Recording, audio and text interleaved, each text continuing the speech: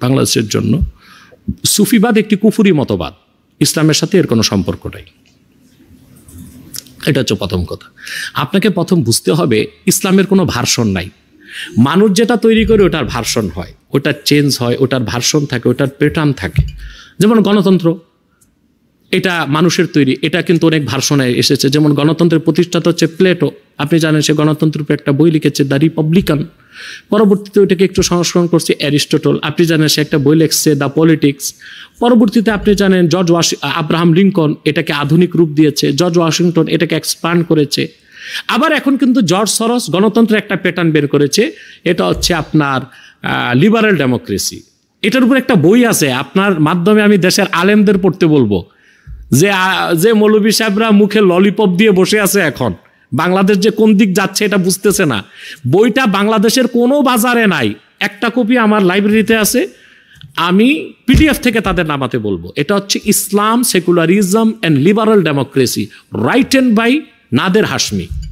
এই বইটা পড়লে তারা বুঝবেন যে জর্জ সরস কিভাবে বাংলাদেশের রাজনীতিতে হস্তক্ষেপ করছে, এবং তার উদ্দেশ্য হচ্ছে, জর্জ সরসের উদ্দেশ্যটা কি তাও বলে দিচ্ছি। সেটা হচ্ছে, আপনি জানেন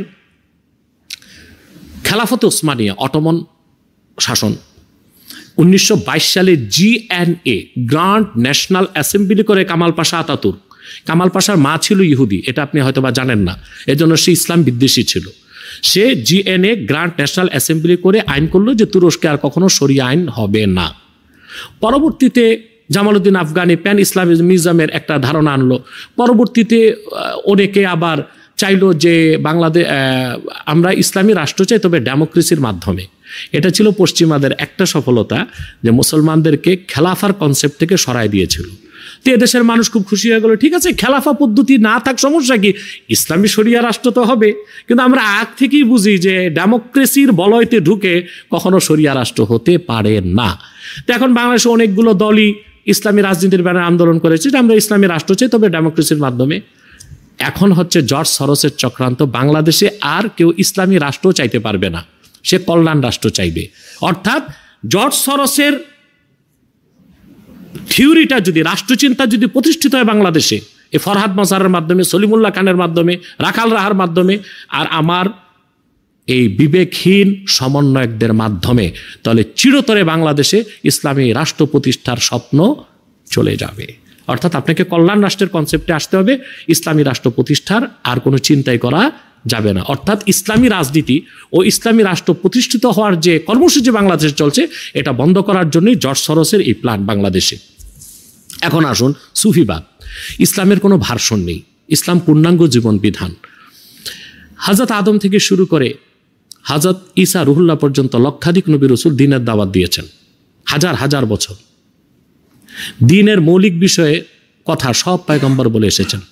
আর ১৫০০ বছর আগে আল্লাহর আখিরি নবী নূর নবীজি মুহাম্মদ মুস্তাফা সাল্লাল্লাহু আলাইহি ওয়াসাল্লাম মাত্র ২৩ বছর দ্বীনের দাওয়াত দিয়েছেন, দ্বীনকে আল্লাহ পরিপূর্ণ করে দিয়েছেন। এবং হাদিস মোতাবেক পূর্বের পয়গম্বরদের কাছে সবার কাছে জিবরিল আসে নাই। যেমন হযরত মুসা, হযরত ইব্রাহিমের কাছে 10 বার জিবরিল এসেছেন, হযরত মুসার কাছে কয়েকশো বার, ঈসার কাছে ৪১৫ বার। কিন্তু ১৫০০ বছর আগে দিন পরিপূর্ণ হলো আল্লাহর হাবিব মুহাম্মদ সাল্লাল্লাহু আলাইহি ওয়াসাল্লামের মাধ্যমে। ওনার কদমে জিবরিল এসেছেন ২৪,০০০ বার। অর্থাৎ আল্লাহ তার হাবিব মুহাম্মদ সাল্লাল্লাহু আলাইহি ওয়াসাল্লামকে প্রেরণ করে ১৫০০ বছর আগে ইসলামকে পরিপূর্ণ করে দিয়েছেন, পরিসমাপ্ত করে দিয়েছেন। আল্লাহ বলেন, আল-ইয়াওমা আকমালতু লাকুম দীনাকুম ওয়া আতমামতু আলাইকুম নি'মাতি ওয়া রাদিতু লাকুমুল ইসলামা দীনা।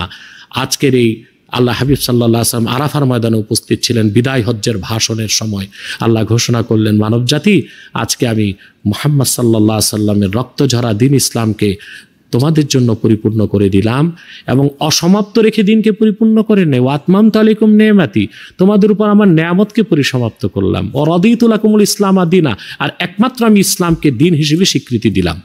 তো সেই ইসলামের তো কোনো ভার্সন হতে পারে না, সেই ইসলামের তো কোনো প্যাটার্ন থাকতে পারে না। এখন সুফিবাদী যারা, তারা বলতে চায় সুফিবাদ ইসলামের একটা ভার্সন।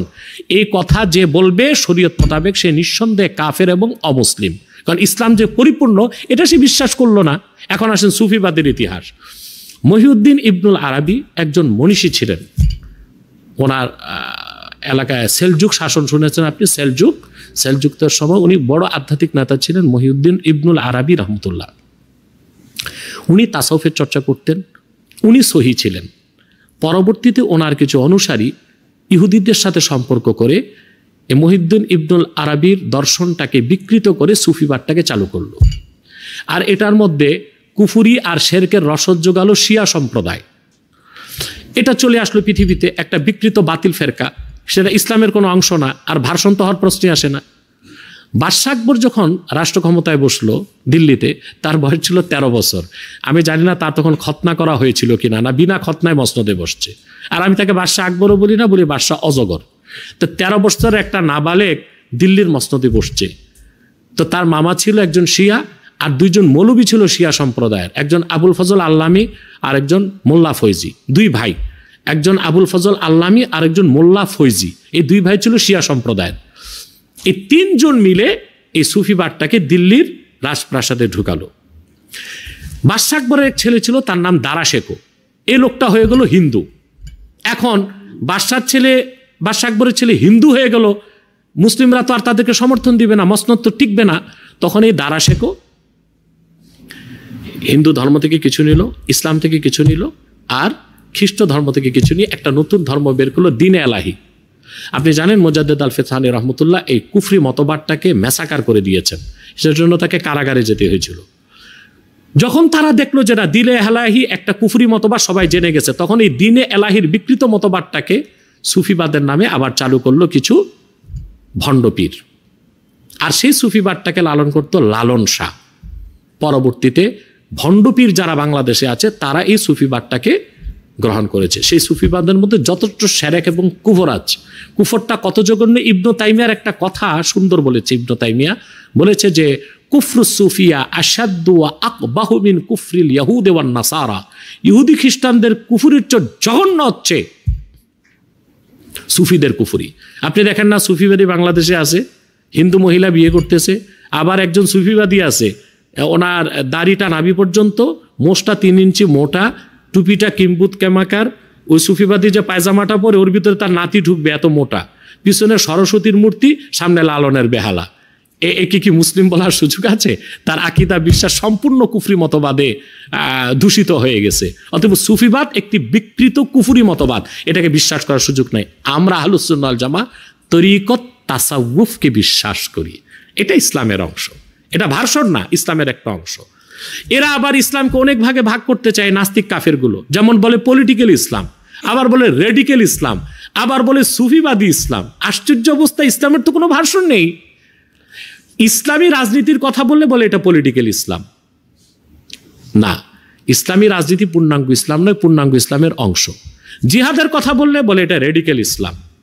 না, জিহাদটা পূর্ণাঙ্গ ইসলাম নয়, পূর্ণাঙ্গ ইসলামের অংশ। তরিকত তাসাউফ পূর্ণাঙ্গ ইসলাম নয়, পূর্ণাঙ্গ ইসলামের অংশ। সেটাকে সুফিবাদ বলার সুযোগ নেই, সেটা তরিকত তাসাউফ। আবার এখন একটা কথা বলা হয় মডারেট মুসলিম। এর মানে হচ্ছে আপনি ইসলামের আদর্শ একদিক আর পশ্চিমাদের আদর্শ একদিক। যদি দেখেন ইসলামী আদর্শের বিপক্ষে যায় না, পশ্চিমা আদর্শ ইসলামের আদর্শ মানে, পশ্চিমা আদর্শ মানে।